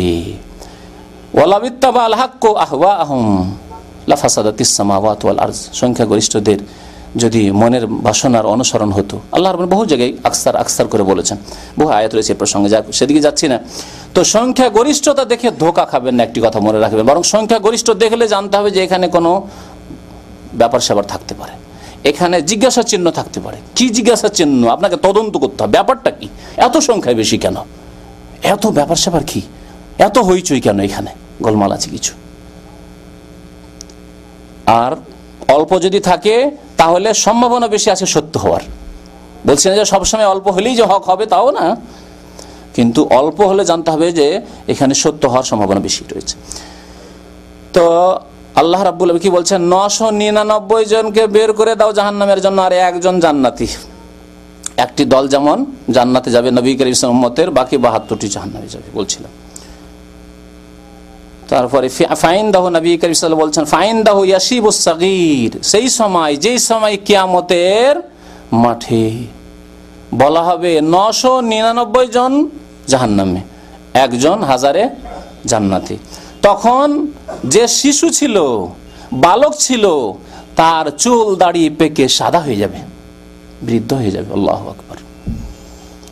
এই কথাটি কেমন? যেমন আমরা বলি যে চিন্তায় দাড়ি মোচ পেকে গেল, বলি না আমরা? এই চিন্তায়, মানসিক চিন্তায়, ভাইদের চিন্তায়, ছেলে মেয়ের চিন্তায় কি হলো? চুল দাড়ি পেকে গেল আমার। চুল দাড়ি পাকুক আর নাই পাকুক, তারপরে বলে এই কথা। চুল দাড়ি হয়তো সময় মতো পেকেছে, তার চিন্তার কারণে পাকেনি, কিন্তু কথা বলে কি বলে না? নবী করিম সাল্লাল্লাহু আলাইহি ওয়াসাল্লাম, তার মানে মুসিবতটা কেমন হবে সেই সময়, মানুষের কি অবস্থা হবে সেই সময়, বিচলিত কেমন হবে, কেমন পরেশান হয়ে যায় মানুষ সেই সময়। একজন বালকের চুল সাদা হয়ে যাবে। আর ওয়াতাদাউ কুল্লু যাতি হামলিন হামলাহা, আর সেই সময় যদি গর্ভধারণকারিণী কোন মহিলা থাকতো তাহলে সে গর্ভপাত করে দিত, অজান্তে টের পেত না যে আমার গর্ভপাত হয়ে যাচ্ছে। অথচ গর্ভপাত কেউ যদি বলে যে অমুকের ছেলে, অমুক মহিলা ছেলে ভূমিষ্ঠ হয়েছে বা মেয়ে হয়েছে, সন্তান জন্ম নিয়েছে, টের পায়নি সে, অথচ সচেতন অবস্থায় আছে, অজ্ঞান অবস্থায় না, মানে বেহুশ হয়ে, সেন্সলেস নয়। বিশ্বাস করবেন কি? প্রসব বেদনা আছে কিনা?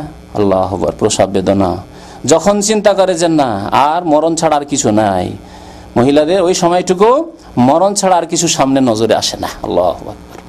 তারপরে অনেক মহিলা বেনামাজি, ফাসেকা, সংশোধন করে না, মরণ চোখের সামনে আসলেও তারপরেও সংশোধন হয় না।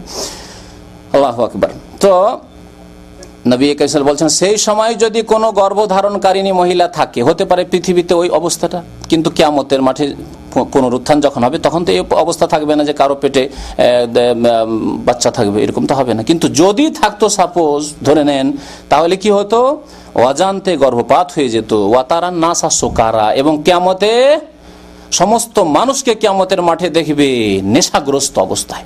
যেমন নেশাগ্রস্ত থাকলে কোনো হোশ দিশা থাকে না, নেশা লেগে থাকলে, কাকু মদ খেয়ে আছে, কেউ বেহুশ হয়ে রয়েছে, ওমাহুম বেসুকারা, অথচ নেশাগ্রস্ত তারা নয়, ওয়ালাকিন্না আযাবাল্লাহি শাদীদ। কিন্তু কারণ কি এইরকম নেশাগ্রস্তের মতো মানুষের অবস্থা হবে? কি কারণ? যে আল্লাহর আযাব যে বড় শক্ত হবে, আর কি অবস্থা আর সৃষ্টি হবে কিয়ামতের মাঠে, সেই জন্য এই অবস্থা হবে। তারপরে নবী করিম সাল্লাল্লাহু আলাইহি ওয়াসাল্লামকে সাহাবারা জিজ্ঞাসা করলেন, ওয়া আইয়ুনা যালিকাল ওয়াহিদ, ইয়া রাসূলুল্লাহ, ওই হাজারে যে একজন জান্নাতি, আমাদের কি হবে?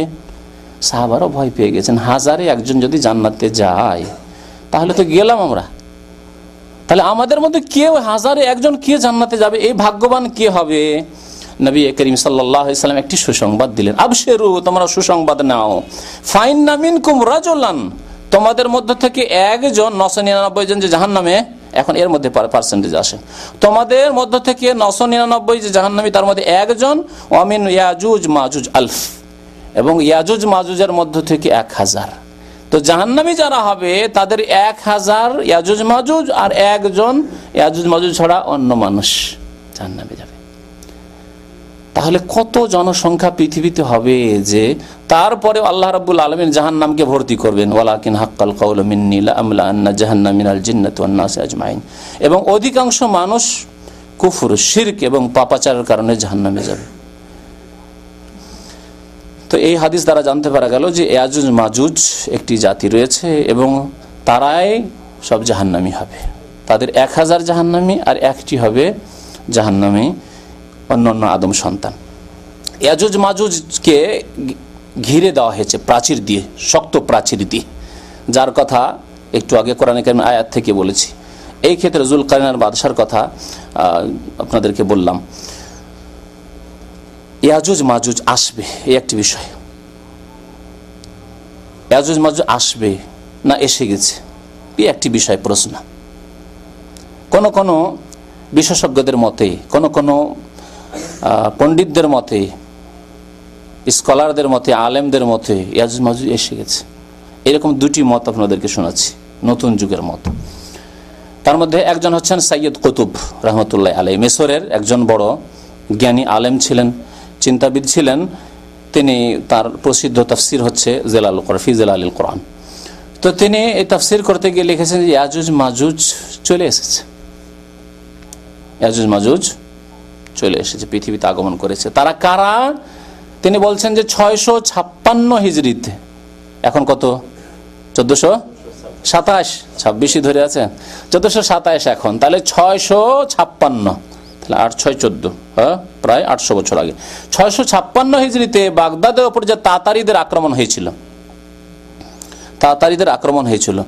আর তারা আক্রমণ করে যে ইসলামী খেলাফত, আব্বাসী খেলাফত ছিল, তা ধ্বংস করেছিল এবং মানুষকে এত বেশি খুন করেছিল যে খুনে, তাদের রক্তে যে নদীগুলি, তাজিলা, ফুরাত, এসব নদীর পানি লাল হয়ে গেছিল রক্তের মতো। এবং বাগদাদে কোনো জায়গায় পা দেওয়ার জায়গা ছিল না, এত বেশি লাশ পড়েছিল। আর শুধু বাগদাদের উপর তারা হানা দিয়ে আসেন, মঙ্গোলিয়া থেকে তারা এসেছিল এই তাতারিরা।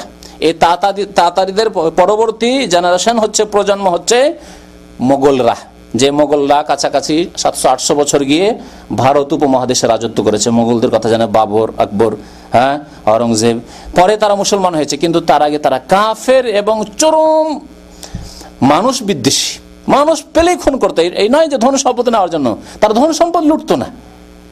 ধন সম্পদ কিতাব কিছুর মূল্য ছিল না তাদের কাছে। বাগদাদের যে লাইব্রেরি ছিল বাইতুল হিকমা, সমস্ত কিতাবাদিকে নিয়ে গিয়ে ফেলে দিল নদীতে। কোনো কিছুর মূল্য ছিল না তাদের কাছে, শুধু তারা রক্তের পিপাসু, খুনের পিপাসু, খুন করতো চলে যেত, দেশের পর দেশ খুন করতো আর চলে যেত। যখন ইরাক বাগদাদ সব শেষ করা হয়ে গেল, তখন শাম দেশে দিয়ে গেল। শাম দেশে গিয়ে চরম তারা ফিতনা ফাসাদ সৃষ্টি করলো, কত যে খুন করলো এইভাবে এই মুসলিম বিশ্বে সেই যুগের। আর যে খেলাফত, শক্তিশালী খেলাফত ছিল, যে খেলাফত নাম শুনলে কাফের, ইহুদি, খ্রিস্টান, সালিবি, ক্রুসের পূজারীদের তাদের অন্তর কাঁপত থরথর করে শুধু আব্বাসী খলিফার নাম শুনলে। সে খেলাফতের পতন ঘটল 656-তে। তাতারিদের এই যে খনি কাজকর্মর ইতিহাস পড়ে সৈয়দ কুতুব সাহেব বলছেন যে এরাই হচ্ছে ইয়াজুজ মাজুজ। ইয়াজুজ মাজুজের সারা পৃথিবীতে ইন্না ইয়াজুজ ওয়া মাজুজ মুফসিদুনা ফিল আরদ, আগে বলেছি, পৃথিবীতে তারা কি করবে? বিপর্যয় সৃষ্টি করবে। আর তাতারিদের মতো, এই মঙ্গোলিয়ার লোকদের মতো কেউ বিপর্যয়, ফিতনা ফাসাদ সৃষ্টি করেনি, খুন করেনি। পৃথিবীতে মানব জাতির ইতিহাসে এরকম কোনো কিস্সা কাহিনী ঘটনা পাওয়া যায় না। সুতরাং এরাই হচ্ছে ইয়াজুজ মাজুজ। এই একটি মত, কিন্তু এটি ঠিক নয়। এরা ফাসাদ সৃষ্টিকারী, কিন্তু এরা ইয়াজুজ মাজুজ নয়। ইয়াজুজ মাজুজ আরো পরে আসবে, একেবারে কিয়ামত যখন কাছে আসবে ইয়াজুজ মাজুজ আসবে, এটি সঠিক। আরেকটি মত শোনাচ্ছি, মানে 3টি মত তাহলে মোট হয়ে যাচ্ছে। সেটি হচ্ছে মৌলানা আবুল কালাম আজাদের মত। আবুল কালাম আজাদ ভারত উপমহাদেশের স্বাধীনতার একজন বড় নেতা এবং আলেমও ছিলেন। তিনি কলকাতা থেকে 2টি প্রসিদ্ধ পত্রিকা বের করতেন তখন, অখণ্ড বাংলা, আল বালাগ এবং আল হেলাল। যারা সেই যুগের পত্রপত্রিকা বা কিছু এরকম ইসলামিক পত্রপত্রিকা পড়েন, এর রেফারেন্সগুলি পাবেন। সেই যুগে এইসব পত্রপত্রিকা তাঁর বেরোতো, তার সম্পাদনায়। তো আবুল কালাম আজাদ সাহেব লিখছেন, সেই যুগে যেটি আন্তর্জাতিক সমস্যা ছিল, বিশেষ করে মুসলিমদের ক্ষেত্রে বড় জালেম ছিল রাশিয়া, সোভিয়েত ইউনিয়ন, কমিউনিজম এমন হানা দিয়ে পৃথিবীতে আসলো, চীন দখল করে নিল। তারপরে আপনার পূর্ব ইউরোপ কমিউনিস্ট দখলকৃত। তারপরে রাশিয়ার সাথে যতগুলি, আজারবাইজান, উজবেকিস্তান, যত কিছু ছিল, এগুলি সব ছিল কমিউনিস্টদের, অর্থাৎ সোভিয়েত ইউনিয়ন। 1917-তে এরা রক্তাক্ত বিপ্লব নিয়ে এসেছিল। কত লোককে যে খুন করেছে এই কমিউনিস্টরা, যাদের কাছে আল্লাহ নেই, ধর্ম নেই। আল্লাহ হচ্ছে, ধর্ম হচ্ছে আফিম, নেশা। এই মতবাদ যাদের, কার্ল মার্কসের মতবাদ, লেনিনের মতবাদ, স্টালিনের মতো জালেম যে জুলুম করেছিল। ছোট ছোট শিশুদের জিজ্ঞেস করতো, মুসলিম শিশুদেরকে স্টালিন জালেম, যে তোমাদেরকে খেতে দেয় কে? যদি ছেলেরা বলতো, শিশুরা, মুসলিমদের ছোট ছোট শিশুরা বলতো আল্লাহ রাজ্জাক আমাদের, তখন ঠিক আছে তোমাদেরকে আল্লাহ খেতে দেবে। শরণার্থী শিবিরে তাদের বাবাকে হত্যা করে দিয়েছে, মাকে হত্যা করে দিয়েছে, আত্মীয় স্বজন কেউ নেই, ছোট ছোট শিশু, তাদেরকে বলতো তোমাদের খেতে দিবে কে? যদি বলতো আল্লাহ, তাহলে ঠিক আছে তোমাদেরকে আল্লাহ খেতে দিবে। আর সেই শিশুরা, মুসলিম শিশুরা ছটপট করতো। এই হচ্ছে মার্কসিজম, কমিউনিজম, যেই কমিউনিজমের কিছু বকিয়া আজকেও ভারতের পশ্চিম বাংলায় রয়েছে। বড় আফসোসের কথা। আর জাহেল মুসলিম এক শ্রেণীর সেই দেশের, তারা এই কমিউনিস্ট করে, জানে না যে লা ইলাহা ইল্লাল্লাহ হচ্ছে ইসলামের কলেমা, আর কমিউনিজমের কলেমা হচ্ছে লা ইলাহা ইল্লাল্লাহ নয়, মানে ইলাহা নেই, নো গড। বুঝতে পেরেছেন? 2 কলমা। কোন কলমায় যাবেন আপনি মুসলমান হয়ে যদি কমিউনিস্ট করেন, তার মানে আপনি লা ইলাহা ওয়ালা, লা ইলাহা। তো লা ইলাহা বলে কি মুসলমান থাকে? ইলাহ নেই, আল্লাহ নেই। জি, স্টালিন জালেম। তারপরে যখন ছটপট করছে, আবার পাঠাতো তার জালেম সেনাবাহিনীকে, জিজ্ঞাসা করো শিশুদেরকে, যতক্ষণ পর্যন্ত একরার অঙ্গীকার না করবে যে আমাদেরকে কমিউনিজম খেতে দিতে পারে, কমিউনিজম আমাদের পেটের সমস্যার সমাধান দিতে পারে, যতক্ষণ না স্বীকার করবে ততক্ষণ খেতে দেবে না এই শিশুদেরকে। আল্লাহু আকবার। খিদার তাড়নে ছোট ছোট মুসলিম বাচ্চারা অনাহারে, আর থাকা যাচ্ছে না, চিৎকার শরণার্থী শিবিরে। বলতে বলো, তোমরা জানছো না বলতে তোমরা বলো যে এই কমিউনিজম, যে আমরা কমিউনিজমের এই বিপ্লব নিয়ে এসেছি, এই কমিউনিজম তোমাদেরকে খেতে দিতে পারে, কমিউনিজম খেতে দিতে পারে। তখন তাদেরকে অল্প করে আহার দিত বেঁচে থাকার মতো। এ হচ্ছে কমিউনিস্ট, যে কমিউনিস্টের ইতিহাস জানে না অনেকে। তো মাওলানা আবুল কালাম আজাদ রহমতুল্লাহ আলাই তিনি লিখেছেন যে এই কমিউনিস্টরা এই 1917 যে বিপ্লব নিয়েছে, এরাই হচ্ছে ইয়াজুজ মাজুজ, ফিতনা ফাসাদ সৃষ্টিকারী। সারা বিশ্বে দ্রুত বেগে এমন কমিউনিজম ছুটে আসলো যে মুসলিমও এই কমিউনিজমের ফিতনা থেকে বাঁচল না, মুসলিম কমিউনিস্ট হয়ে গেল, বড় বড় কমরেড, কমিউনিস্ট নেতা। আল্লাহু আকবার। তবে ফিতনা ফাসাদ সৃষ্টিকারী এই কমিউনিস্ট হলেও বা কমিউনিজম হলেও কমিউনিস্টরা ইয়াজুজ মাজুজ নয়, ইয়াজুজ মাজুজের এরা চেলা বলা যেতে পারে। ইয়াজুজ মাজুজের চেলা, যেমন তাতারিরা মোগলরা ছিল, তেমনি এই কমিউনিস্টরাও ইয়াজুজ মাজুজের চেলা। ইয়াজুজ মাজুজের আগমন ঘটবে ইনশাআল্লাহ তাআলা, এখনো ঘটেনি, এটি হচ্ছে সঠিক মত। এই সম্পর্কে হাফেজ ইবনে হাজার রহমতুল্লাহ আলাইহি আরো অনেক মুহাদ্দিসিন কেরাম বলেছেন যে ইয়াজুজ মাজুজ এমন একটি জাতি, সেই জাতি কিয়ামত যখন একেবারে নিকটবর্তী হয়ে আসবে তখন পৃথিবীতে তাদের আগমন ঘটবে আর তারা বড়ই ফিতনা ফাসাদ সৃষ্টি করবে। আর এটি হচ্ছে কিয়ামতের একটি বড় নিদর্শন। আল্লাহ রাব্বুল আলামিন জুলমকে বরদাস্ত করেন না। দেখেন এই কমিউনিজম এত দ্রুত বেগে ছড়িয়ে গেল, কিন্তু 70 বছরের পরে এমন হয়ে পতন ঘটলো যে ছিন্ন ভিন্ন হয়ে গেল এই কমিউনিজম। 1917 থেকে নিয়ে শুরু করে আপনার 90-এর দশকে এসে এই সোভিয়েত ইউনিয়ন নিশ্চিহ্ন হয়ে গেল। এইরকমই দ্বিতীয় বড় জালেম শক্তি পৃথিবীতে যেটি বিরাজ করছে, সেও যদি বেশি বাড়াবাড়ি করে, আরো বাড়াবাড়ি করেছে, সীমালঙ্ঘন যথেষ্ট হয়ে গেছে। আল্লাহ রাব্বুল আলামিন শুধু ধৈর্যের প্রতীক্ষায় আমরা আছি। আল্লাহ রাব্বুল আলামিন বড়ই ধৈর্য ধারণকারী, তার হিকমত রয়েছে এবং আমাদের কর্মের সংশোধনের প্রয়োজন রয়েছে। আল্লাহর আযাব এই দ্বিতীয় জালেমের উপর আসবে, দুইটি পরাশক্তি ইনশাআল্লাহ তাআলা পৃথিবী থেকে বিদায় নেবে।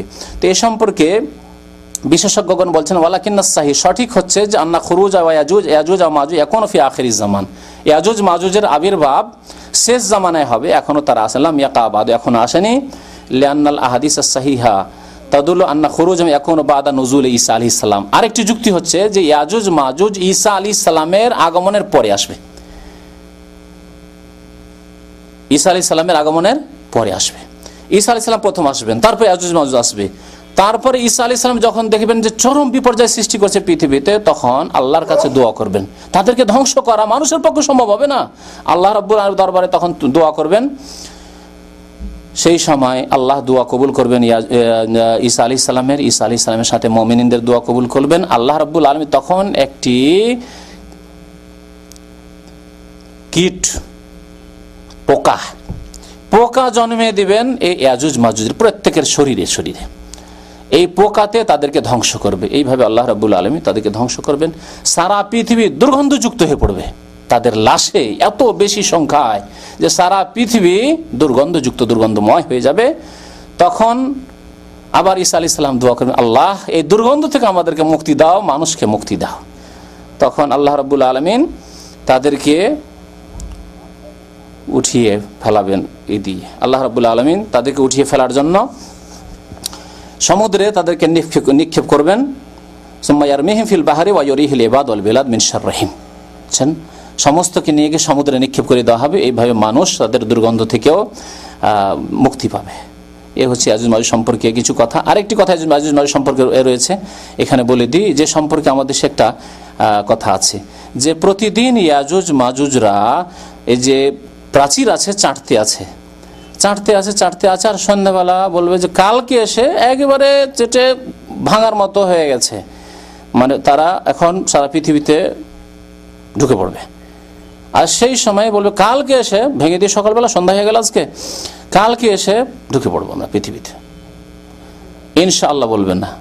আবার সকালে এসে দেখবে ওই অবস্থা। এই চাটার কথাটি বাড়তি কথা, বাকি হাদিস তিরমিজিতে এই প্রসঙ্গে আছে। সেই হাদিসে আছে ইয়াখরেকুন, ভাঙতে থাকবে। খারাকা মানে ভাঙা, চাটা নয়।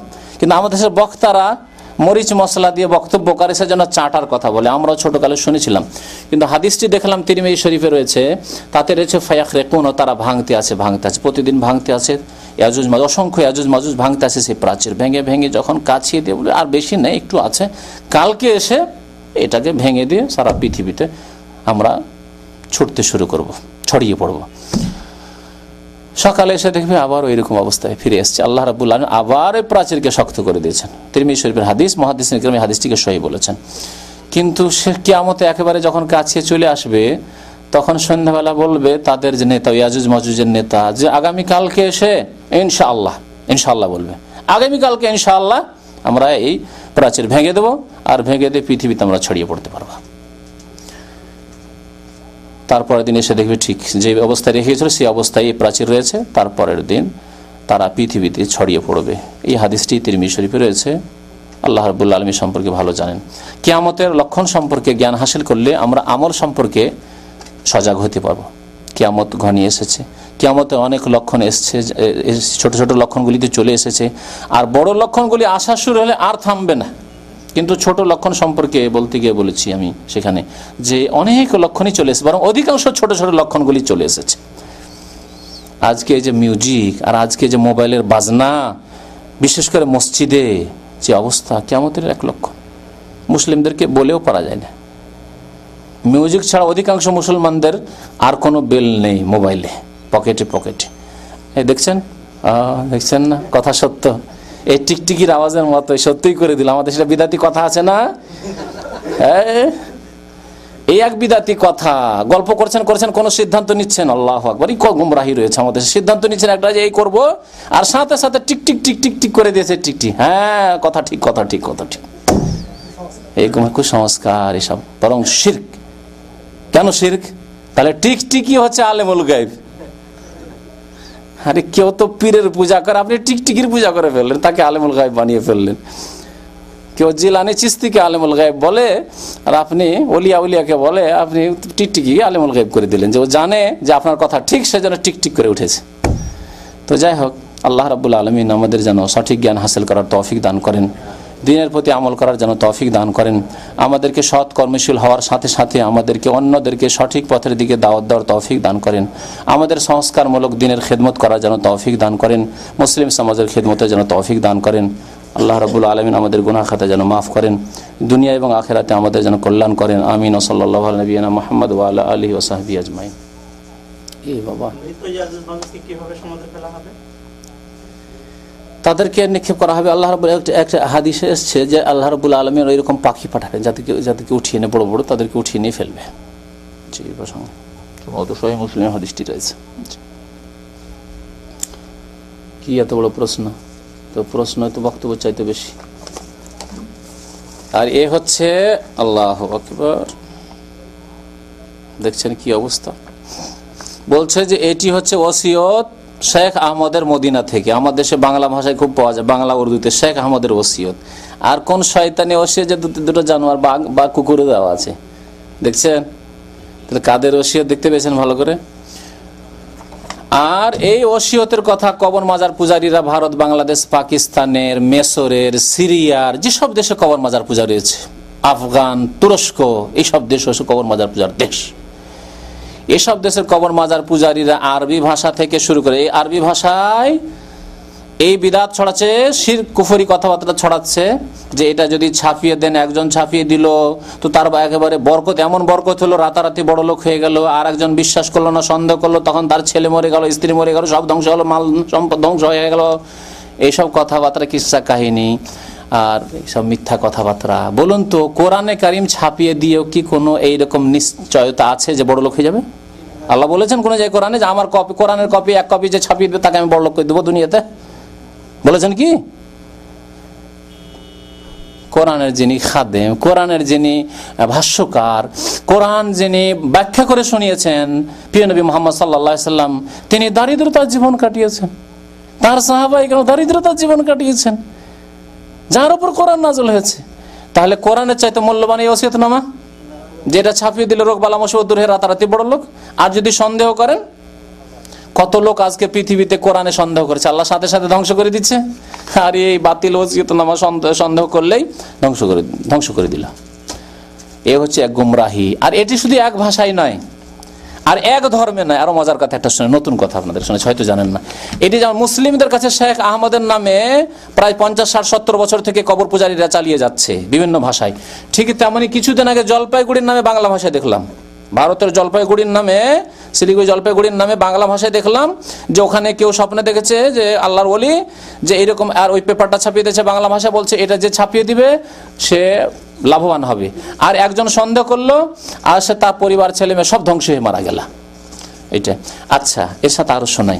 আর একটি পড়লাম নেপালি আর হিন্দি ভাষায়, যে তাদের হিন্দুদের ওতে লেখা আছে সন্তোষী মাতা। হিন্দুদের মনে হয় দেবতা কোনো সন্তোষী আছে মনে হয়, জানি না। হিন্দুদের দেবতার তো অভাব নাই, হ্যাঁ, তাদের জনসংখ্যা চাইতে দেবতাই বেশি হবে। তো সন্তোষী মাতা, জয় সন্তোষী মাতা, সন্তোষী মাতাই বলে লেখা আছে। তারপরে শেষে লিখেছে যে এইরকম আমাদের কোন ঋষিমণিতে স্বপ্ন দেখলো আর এরকম হয়েছে, এরকম হয়েছে, ইত্যাদি ইত্যাদি, সেম এইরকম করে লেখা আছে। শুধু ওটা হিন্দুদের তৈরি করা, আর এটা মুসলমানদের কবর পূজারীদের তৈরি করা। ওটা পুতুল পূজারীর তৈরি, আর এটা হচ্ছে কবর পূজারী, পীর পূজারীর তৈরি। তো লিখেছে যে এটা একজন বিশ্বাস করে ছাপিয়ে দিল, সে এত লাভবান হলো, রাতারাতি বড় লোক হয়ে গেল। আর একজন সন্দেহ করলো যে এটা মিথ্যা কথা, তখন তার ছেলে মেয়ে সব ধ্বংস হয়ে গেল। তো এ বাতিল কথাবার্তায় যে খ্রিস্টানদেরও দেখছেন, খ্রিস্টানদের মধ্যে রয়েছে, হিন্দুদের মধ্যে রয়েছে, কবর মাজার পূজারীদের মধ্যে রয়েছে, কিন্তু কারণ ধর্ম তাদের একই, দুর্গা পূজা আর দরগা পূজা। এরা দরগা শরীফে গিয়ে কবর পূজারীরা দরগা পূজা করে, আর হিন্দুরা দুর্গা পূজা করে, আর খ্রিস্টানেরা 3 পূজা করে, তৃতীয় পূজা, তৃতীয়বাদের পূজা, সুলির পূজা। জি, সুতরাং মুশরিক ভাই, যেমন ইন্নামাল মুমিনুনা ইখওয়া, মুমিন একে অপরের ভাই, তেমনি মুশরিকের ভাই, কাফেরের ভাই। জি, সাল্লাল্লাহু আলা নবিয়িনা মুহাম্মদ ওয়া আলা আলিহি ওয়া সাহবিহি আজমাইন। এটা মনে হয়